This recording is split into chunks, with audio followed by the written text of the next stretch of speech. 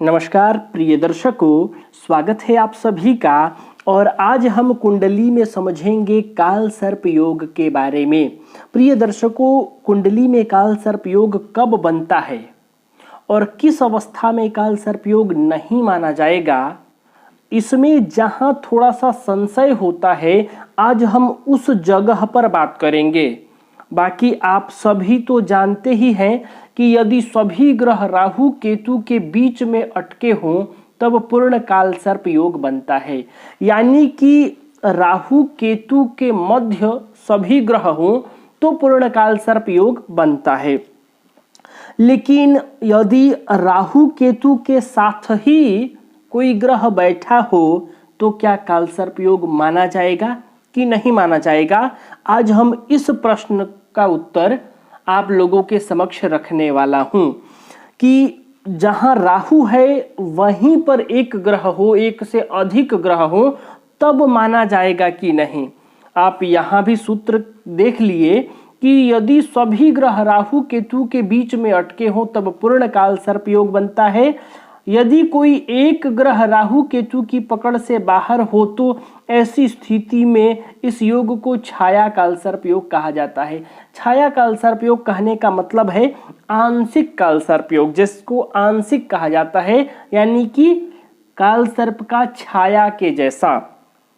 सबसे पहले हम बना लेते हैं कि यहाँ राहु बैठा हो। जन्म कुंडली में कहीं पर भी हो सकता है, उदाहरण के लिए हमने लग्न में ले लिया तो यहाँ लग्न में जब हम राहु को स्थापित कर लेंगे, बैठा लेंगे, तो सप्तम भाव में केतु होगा, क्योंकि राहु से ठीक 7वें घर में ही केतु होता है, यह स्पष्ट है। अब देखिए, सूत्र के अनुसार जो कथन है वह इस प्रकार से घटित होगा कि राहु केतु के मध्य सारे ग्रह हों।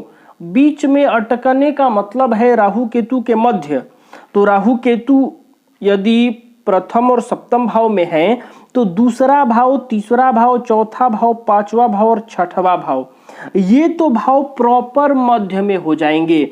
यानी सारे ग्रह यहां से लेकर यहां तक हों तो वो पूर्ण काल सर्प योग माना ही जाएगा।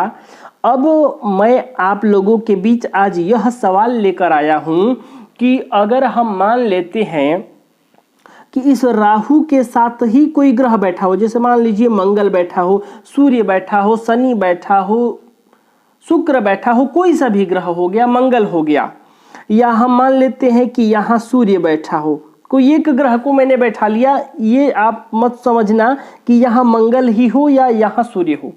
अब इस अवस्था में मान लीजिए यहाँ मंगल है, यहाँ सूर्य है और बाकी सारे ग्रह इधर हैं, इन भावों में हैं, तो क्या ऐसी अवस्था में काल सर्प योग माना जाएगा या नहीं माना जाएगा?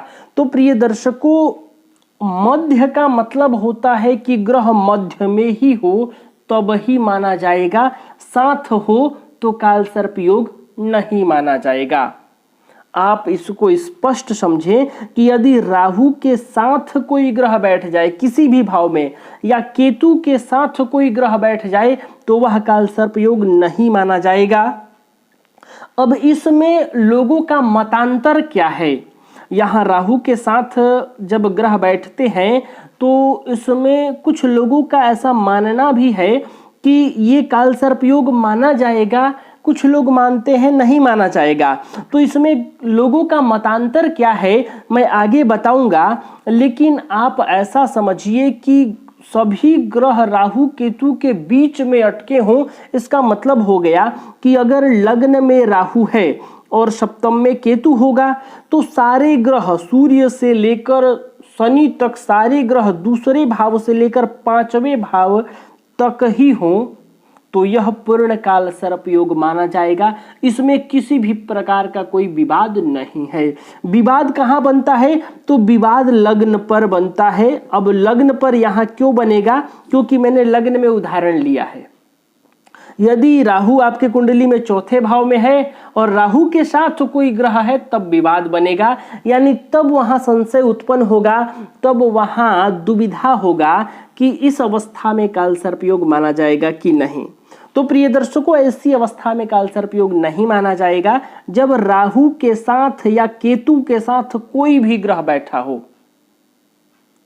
स्पष्ट, यानी राहु से अगले भाव से लेकर और केतु जहां हो उससे पहले भाव तक इन 5 भावों में सभी ग्रह हो तो आप उसको काल सर्प योग समझिए। और इन 5 भावों के अलावा कोई ऐसा ग्रह, कोई भी ग्रह हो सकता है जो राहु केतु के भाव को पार करके इस तरफ के भावों में आ जाए, तो उस अवस्था में छाया काल सर्प योग कहा जाता है। यानी उस काल सर्प योग का प्रभाव विस्तृत नहीं होता है, पूर्ण के रूप में नहीं होता है, छाया की तरह आंशिक रूप में माना जाता है। तो प्रिय दर्शकों, आज के लिए बस इतना ही।